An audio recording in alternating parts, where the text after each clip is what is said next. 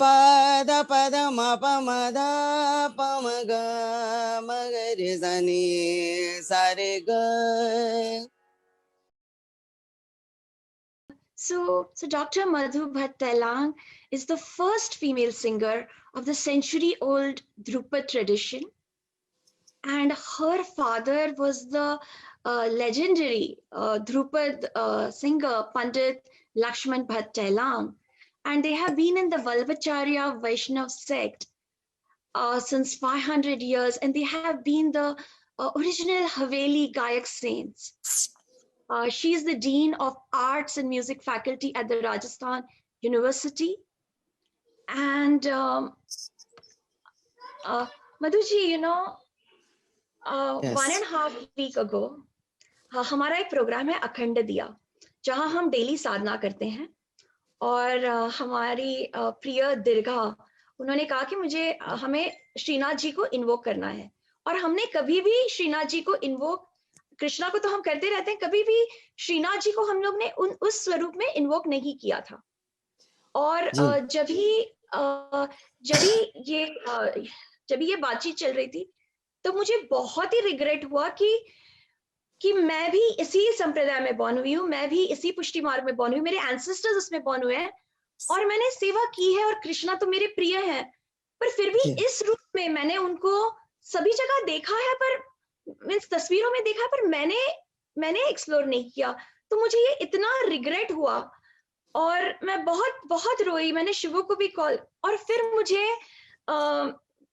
Vallabhacharya 11 year के मुझे दिखे और उन्होंने मुझे कहा कि मैं people know me in a Lakshmi रूप, पर मैं सरस्वती स्वरूप में आऊंगा. तो ये मैंने शिवो को बोला, ये मैंने बाकी सारों को बोला, और मुझे भी नहीं समझा कि in Saraswati Swarup today, Mansi. Yes. Today he has come in the Saraswati Swarup. Yes, so and what I did said, not realize. Yes. So he said, and I did not realize. इसके बारे में ये भी हुआ. और फिर yesterday जब मैं मधु जी के साथ और सोमबाला जी के साथ जब मैं बात कर रही थी, उसके बाद मुझे रियलाइज हुआ, जब शिवो से बात कर रही थी, कि यही हुआ है. And really bow down to ये जो मिरेकल, मेरे लिए तो ये मिरेकल है, क्योंकि हम लोगों ने इतने बरसों में कभी इन्वोक नहीं किया था. तो ये रियली, आप सच में, आप सोमबाला जी, ये सभी आप रियली, उन्होंने श्रीनाथ जी ने हमें भेजा है.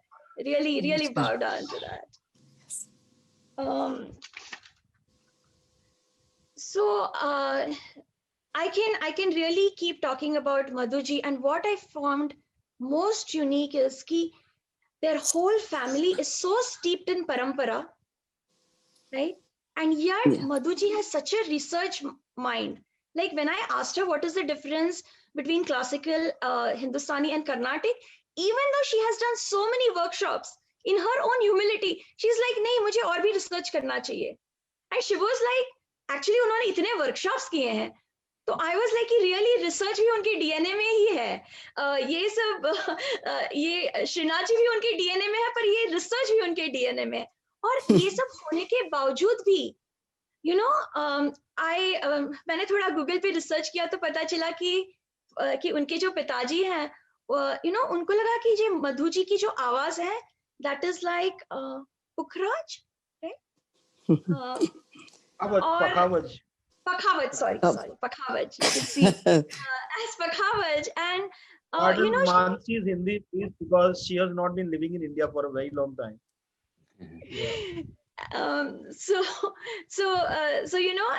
Her sound was like that, and really they were path breakers, and she is really the first Dhrupad female singer, and in Rajasthan. Yes, in Rajasthan. So yes. Really really we are so blessed to have you, Madhuji. And thank you. The way when you talked about Dhrupad, I mean, I was sitting in the same place. This is where I do meditation. Yeah. And I almost felt that when I talked to y'all, I could not talk from my living room. Even though it was on phone, I had to come to my meditation room. And when you talked about Dhrupad, it was really like Dhrupad was happening in the body. Yeah. So my question to you is that, Madhu ji, आपने you have created ragas, आपने रागों के का निर्माण भी किया है, create भी किया है, तो can you walk us through what is a rag, how does it get created, and what is Dhrupad? Could you walk us Yes. through?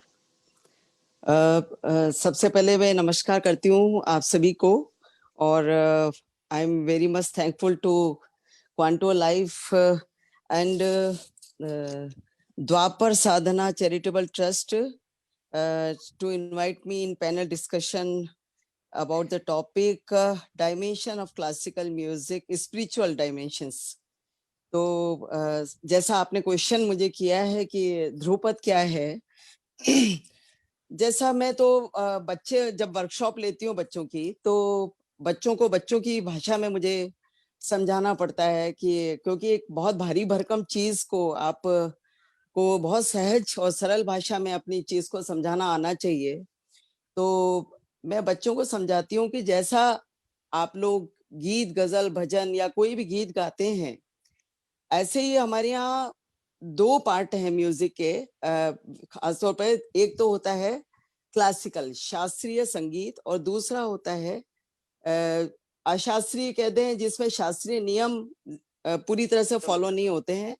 तो हाँ, उसमें हम सुगम संगीत या लोक संगीत सब कुछ डाल सकते हैं। गीत गजल भजन वगैरह सब सुगम संगीत में होते हैं, उपशास्त्रीय संगीत में होते हैं। वैसे ही क्लासिकल म्यूजिक में सबसे पहले जो हमारे यहाँ जो एक फाउंडेशन के रूप में एक जो शैली सबसे पहले इजाद हुई, जो कि एक क्लासिकल म्यूजिक का व्याकरण कहा जा सकता है। जैसे अंग्रेजी बोलने के लिए उसका व्याकरण बहुत जरूरी है, ग्रामर बहुत जरूरी है, अदरवाइज हम इस की जगह वॉज बोल देंगे तो हमारा जो स्थिति है वो बिल्कुल चेंज हो जाएगी। ऐसे ही म्यूजिक के लिए ग्रामर है क्लासिकल म्यूजिक का ध्रुपद गायकी, जिसे क्योंकि उसमें क्योंकि कोई भी संगीत होता है उसमें मुख्य रूप से 3 फैक्टर्स होते हैं। पहला होता है स्वर, और दूसरा होता है कोई ना कोई साहित्य, और तीसरा होता है ताल या उसका मीटर या छंद जिसे कहते हैं अपन। इन तीनों की जो समन्वित रचना होती है उससे एक संगीत एक की कोई भी विधा क्रिएट होती है। अब हमारे यहाँ जो ध्रुपद गायकी थी, जैसा इसका नाम है ध्रुव प्लस पद। ध्रुव मतलब होता है स्टेबल, यानी अपनी जगह स्थित या सुनिश्चित होना, और पद का मतलब होता है, अब पद के लिए अब मैं जहां स्पिरिचुअल की बात आ रही है, स्पिरिचुअल के हिसाब से एक बात कहती हूँ कि हम पद का मतलब होता है ऐसी रचना जो सुर ताल और साहित्य से समन्वित होकर के कोई रचना बनती है, उसे हम पद कहते हैं। परंतु महादेवी वर्मा की कविता को हम पद नहीं कह सकते, ऐसे ही हम हरिवंश राय बच्चन की कविता को हम पद नहीं कह सकते। किंतु पद किसको कहेंगे? सूरदास के जो रचनाएं उनको पद कहेंगे, अष्टछाप के कवि होंगे उनको पद कहेंगे हम। उसमें भक्ति का कॉन्सेप्ट होता है, जब तक वो भक्ति की समन्वित रचना नहीं होती है जब तक वो पद नहीं कहलाता है हमारे यहाँ। तो पद के साथ मेन कॉन्सेप्ट है वो डेवोशनल होना, उसके लिए बहुत जरूरी होता है। तो जाहिर है कि एक ऐसी रचना बनी, वो भी बनी जाकर के 14वीं 15वीं शताब्दी के बीच में जाकर। ऐसी हमारी हिस्ट्री बताती है कि मानसिंह तोमर इसको प्रकाश में लेकर के आए सबसे पहले, और उनके यहाँ बहुत अच्छे अच्छे जिन्हें कलावंत कहा जाता था, कलावंत ध्रुपद जो लोग गाते थे बजाते थे उनको कलावंत कहा जाता था। तो बैजू जैसे कलावंत उस समय हुए, बख्शू जैसे हुए, गोपाल नायक वगैरह हुए, और सबसे पहले हम ले स्वामी हरिदास जी का नाम ले हम, और उनके शिष्य तानसेन जी हुए, अष्टछाप कवि हुए गोविंद स्वामी, छीता स्वामी, नंददास, सूरदास, परमानंद दास, ऐसे अष्टछाप कवि रहे। इन सब की जो रचनाएं थी वो पद की शैली में आती हैं हमारे यहाँ, क्योंकि उसमें भक्ति का कॉन्सेप्ट था पूरी तरह से।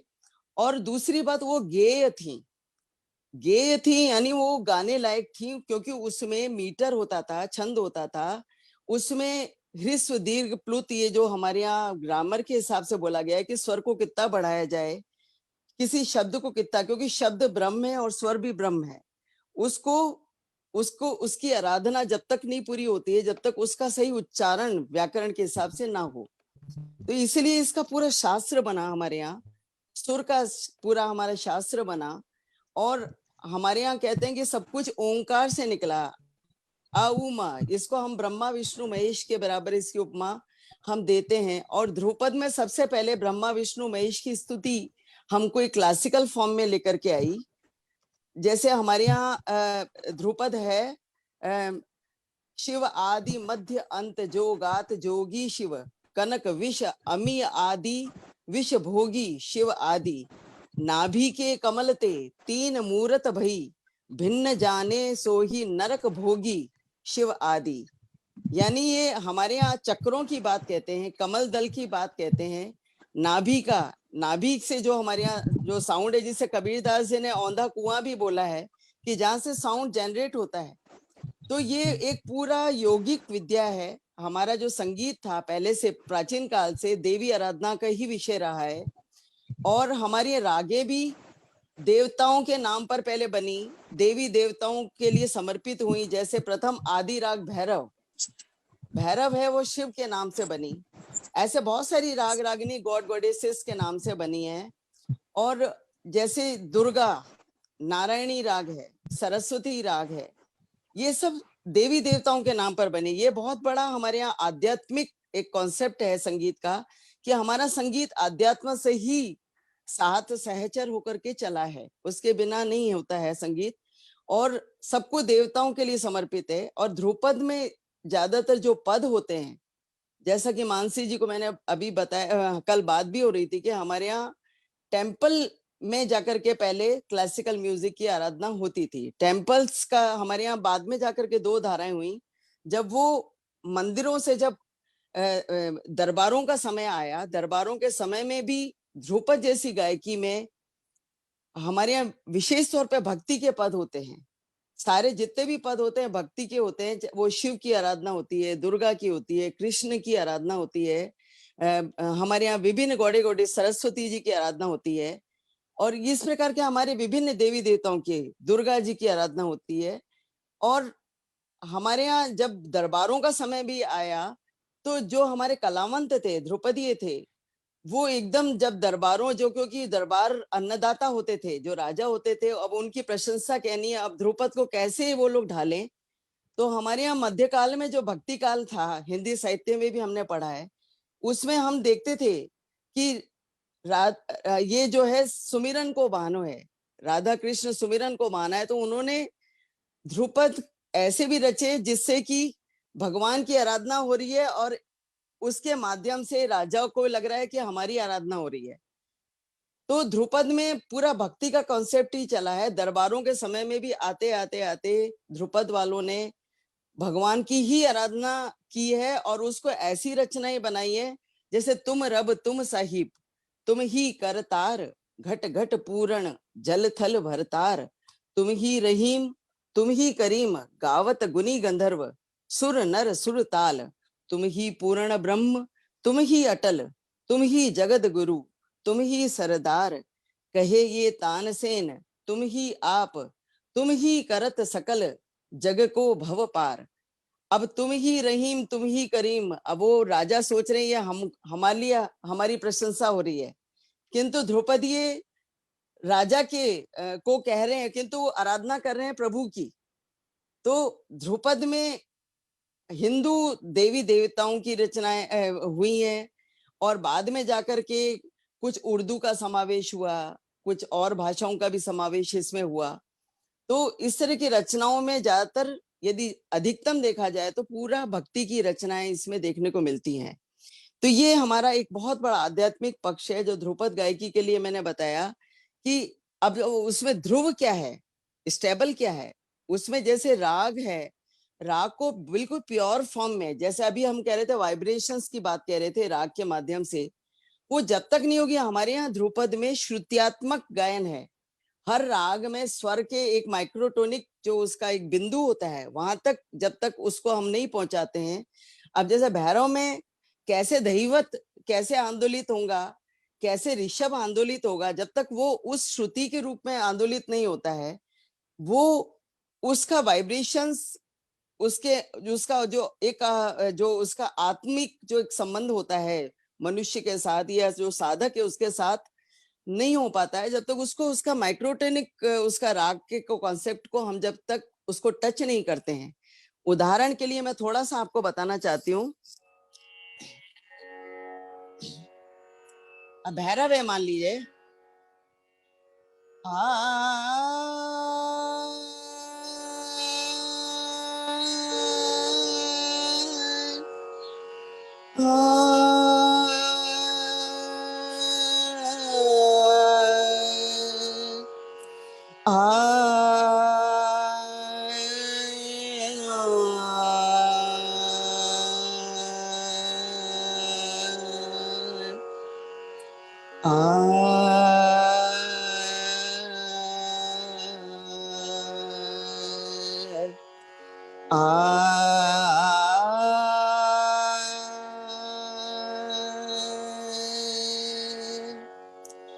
हरि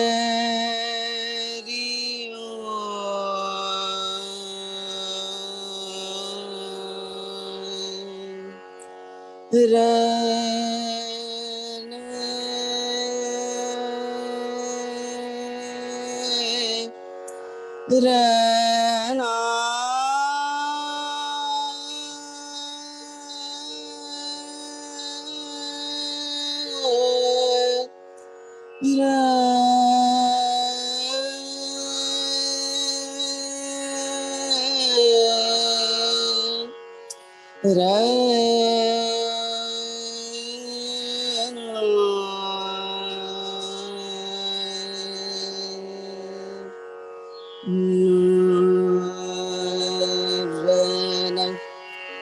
अब ये भैरव है।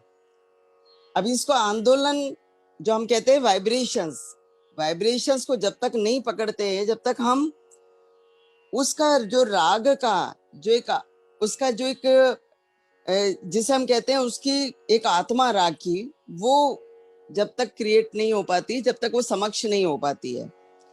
हम इसी राग के बराबर ही एक आपके पास एक राग और है जिसे हम कहते हैं कालिंगड़ा। पद पद म प म ध प म ग म ग रे स नि सा रे ग पद नि सा नि ध प द म प म ध प म ग म ग रे स नि सा रे ग म ग रे स द। स्वर वही है, भैरव के स्वर वही है, बट कालिंगड़ा, कालिंगड़ा का आरोह अवरोह करने का ढंग, उसका एक अपना एक स्वरूप राग का, वो जब तक दोनों में हम डिफरेंस नहीं करेंगे, जब तक हम राग की जो अंदर एक जो देवता की जो बात हम कहते हैं, देवताओं को आराधना करने की बात होती है, समर्पण की बात होती है, या राग के बिल्कुल मूल तक जाने की बात है, वो उसमें नहीं हो पाती है। बहुत सारी रागें समान है, एक से स्वर के रागे हैं, परंतु हर राग का एक अपना व्यक्तित्व होता है। हम कहते हैं ना कि राग अपने आप एक व्यक्तित्व है। जब तक जैसे हम में सबके नाक मुंह कान सबके होते हैं, पर मधु भट्ट को मधु की तरह से पहचाना जाता है, मानसी जी को मानसी की तरह से, उसका अपना एक व्यक्तित्व होता है, अपना आंख नक्श होता है। ऐसे एक राग का भी एक देवता होता है। जब तक उसको राग को उस रूप में हम नहीं साधना करेंगे, जब तक हम उस देवता की के अंदर समाहित नहीं हो सकते। ऐसा मेरा अपना अनुभव है, ऐसी तालीमात भी है हम लोगों को कि उसके बिल्कुल उसका जो माइक्रोटोनिक जो उसका साउंड है, जब तक उस तक साधना आपकी नहीं होगी, जब तक हम उसको उसकी आराधना देवता को हम संतुष्ट नहीं कर सकते या प्रसन्न नहीं कर सकते हैं। अब मियां मल्हार मान लो आपको गाना है, तो उसका गंधार कहाँ से आंदोलित होगा? वो अपनी जगह है। दरबारी का जो ऋषभ है वो कहाँ से आंदोलित होगा? जैसे रना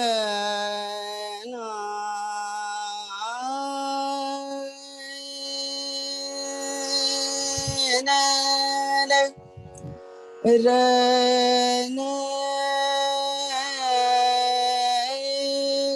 तेरा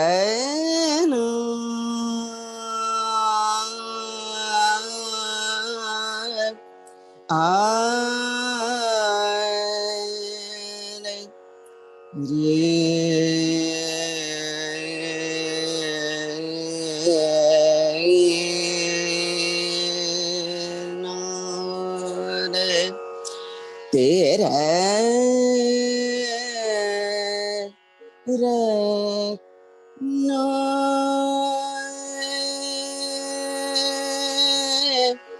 रहने रहने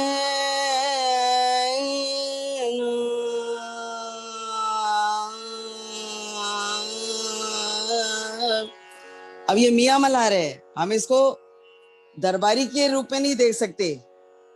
अब दरबारी का यदि हमको स्वरूप सामने रखना है तो कैसे आंदोलन कहां से जाएगा?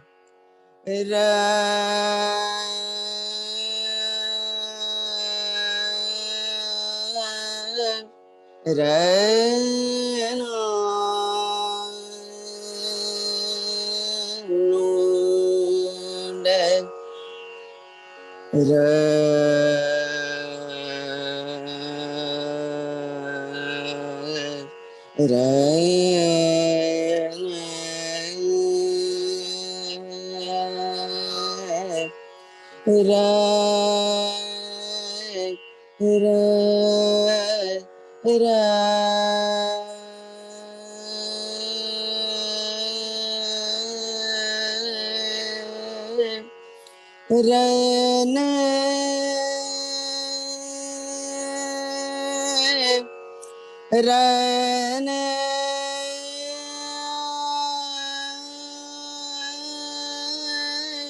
ना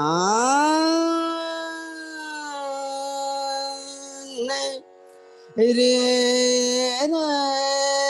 रे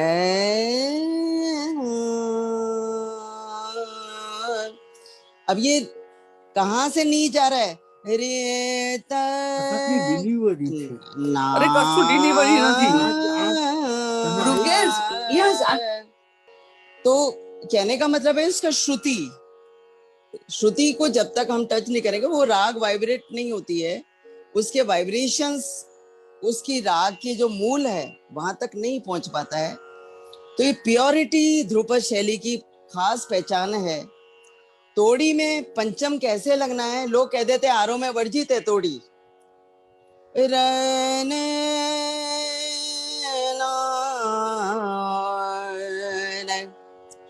रे रे ने ना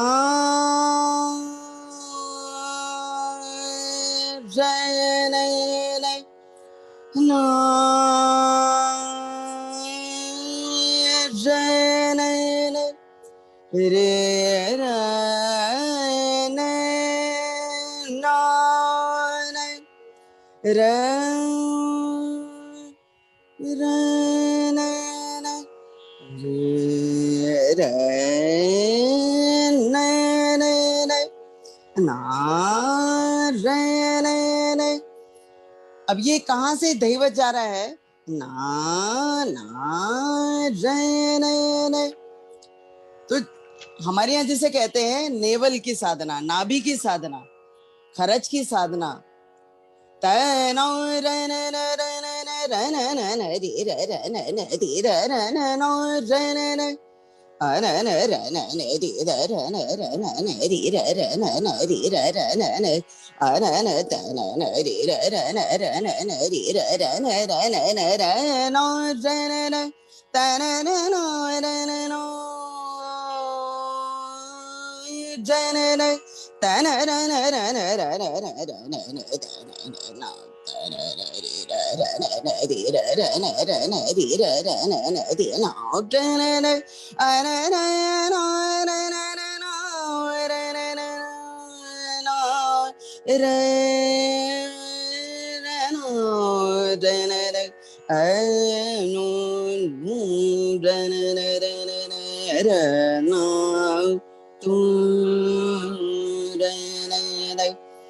अब ये जो हर आलाप के बाद हम तना तू, ये एक सिलेबस जो हम यूज करते हैं बार बार, इसके लिए भी हमारे गुरु ये बताते हैं हमको कि ये ध्रुपद जो गायकी है वो इसका जो रूट है वो वेदों के समय में जाता है, क्योंकि उदात्त अनुदात्त स्वरित जो ये स्वर का जो है वो वैदिक मंत्रोच्चारण में भी आपको देखने को मिलता था। वही आलाप का स्ट्रक्चर हमारे ध्रुपद में जाकर बना और तो ये इंस्ट्रूमेंटल वाले भी करते हैं, हर आलाप के बाद में ये एक फ्रेज लगाते हैं। इसका मतलब ये होता है कि हम जब यज्ञ करते हैं, यज्ञ के समय में पंडित कोई श्लोक मंत्र बोलता है, तो उसका जो मंत्र समाप्ति होती है, तब जो यज्ञ में बैठे होते हैं उनको कहते हैं घृत समर्पयामि, अग्नि को समर्पित करो। उसके बाद नेक्स्ट मंत्र हमारा शुरू होता है। तो ये कल्चर हमने जो लिया है, ये हमने वेदों के समय से, यज्ञों के समय से इसको उठाया है। तो हमारे बहुत सारे स्पिरिचुअल कॉन्सेप्ट हैं ध्रुपद में, कंपोजिशंस हैं ध्रुपद के। आलाप भी हमारे यहाँ कहाँ से आए? आलाप में हमारे यहाँ जो सिलेबस होते थे, हरि ओम अनंत नारायण तरण तारण त्वम, ये सब ईश्वर संबोधक सिलेबस होते थे, जो बाद में जाकर री नोम तोम, नारायण से तनन रह गया, हरि से री रह गया। तो ये नोम तोम में आलाप हमारा धीरे धीरे, क्योंकि समय परिवर्तित होता है और समय परिवर्तन के साथ उसमें बहुत सारे चेंजेस आते हैं। किंतु इसमें भी देखिए पंचतालेश्वर प्रबंध नान्य देव के समय में, यानी 8वीं 9वीं शताब्दी के पहले चले जाएं, वहां भी पंचतालेश्वर, उसमें भी ईश्वर को जोड़ा है उन्होंने। और प्रबंध में ध्रुपद के उसमें बोला है कि आलाप प्राग ताल स्यात्, आलाप पद्धति उस समय भी होती थी। अब वो बाद में जाके घरानों में बहुत जाकर डेवलप हुई है। हर घराने हर संगीत के कॉन्सेप्ट को ले लेकर उन्होंने अपने अपने घराने, जैसा मंदिर की परंपरा पद को लेकर के चली, वहां पद बहुत बहुत सारे विस्तृत पद हैं। मधु तो जी ये मैं यहाँ पर जी मधु जी बहुत मैं यहाँ पर अप्रोप्रिएट फील करता हूँ यस कि मैं अपना जो मेरा जो पहला समाधि का अनुभव था वो मैं Yes. शेयर करना चाहता हूँ, और कैसे मेरे अंदर जो क्लासिकल म्यूजिक के लिए जो पैदा हुआ वो कैसे पैदा हुआ। तो जो मेरा पहला समाधि का अनुभव था 1999 में हुआ, और वो समाधि की घटना मुझे घटी जब मैं त्र्यंबकेश्वर मंदिर में बैठा हुआ था, और सडनली ऐसे सब कुछ खो गया और मैं एक अलग लोक में चला गया, और वहां से मेरी ऑटोमेटिक एक नाद दीक्षा हो गई। सब समय मुझे नाद सुनाई देने लगा, ओमकार नाद, वाह, हर समय वही मुझे सुनाई देने लगा। और जब मैं उस नाद में डूबता था तो मैं गहन समाधि में चला जाता था।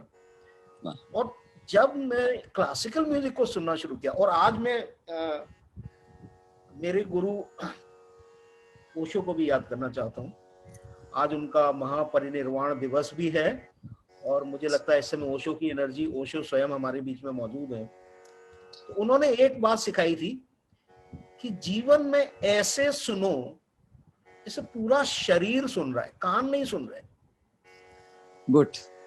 स्वाद को ऐसे लो जैसे जीभ नहीं ले रही है, पूरा शरीर स्वाद ले रहा है। और जैसे ही आप इंद्रिय के अनुभव को पूरे शरीर के अनुभव में आप परिवर्तित कर दोगे तो वो पूरा आपका ऑरा उस अनुभव में लीन हो जाता है, और हर अनुभव, इस जीवन का अनुभव भी एक आत्मिक अनुभव बन जाता है। तो जब मैंने उनसे ये बात सीखी, और जब मैं क्लासिकल म्यूजिक कॉन्सर्ट में जाना शुरू किया, और जब मैंने पूरे शरीर से जब उसको सुनना शुरू किया, जैसे कि ऐसे नहीं सुन रहा हूँ जैसे कि एंटरटेनमेंट है, ऐसे नहीं सुन रहा हूँ जैसे कि कानों से सुन रहा हूँ, ऐसे सुन रहा हूँ जैसे बारिश हो रही है मेरे ऊपर सुरों की, और चारों तरफ से मैं भीग रहा हूँ।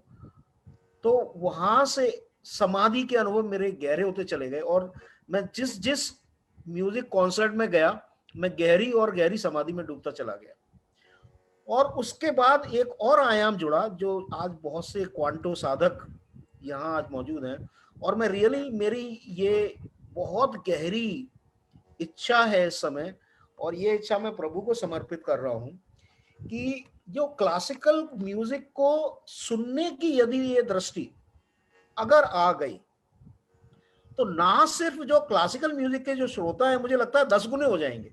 क्योंकि कई बार लोग इस बात से घबराते हैं कि कितनी उसके अंदर टेक्निकलिटी, कि हमको तो सुनना ही नहीं आता, हमको तो पता ही नहीं क्लासिकल म्यूजिक। मेरे फादर हमेशा मुझसे कहते हैं, ना ना ना, मैं नहीं जाऊंगा क्लासिकल म्यूजिक, मुझे उसके बारे में कुछ पता ही नहीं है।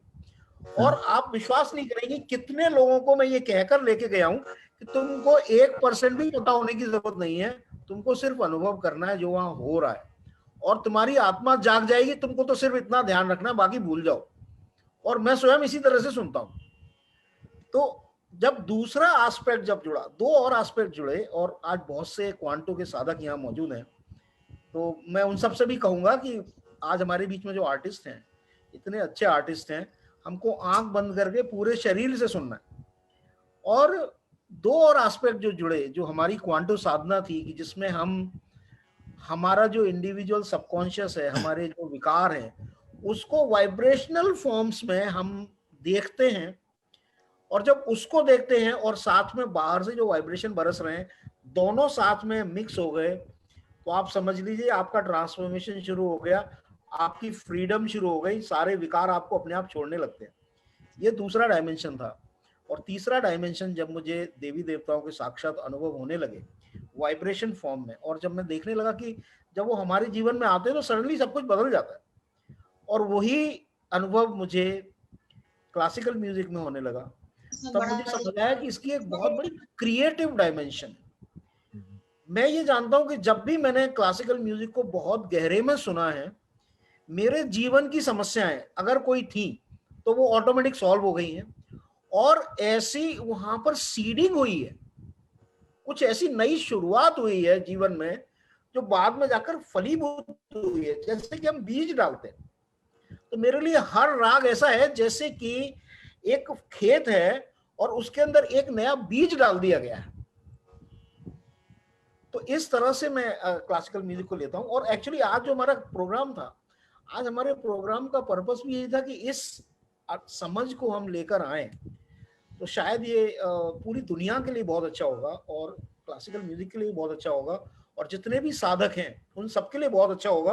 तो ये जो दो फील्ड हैं, साधना, समाधि और क्लासिकल म्यूजिक, ये दोनों मिलकर एक हों, ऐसी मेरी बड़ी गहरी इच्छा है।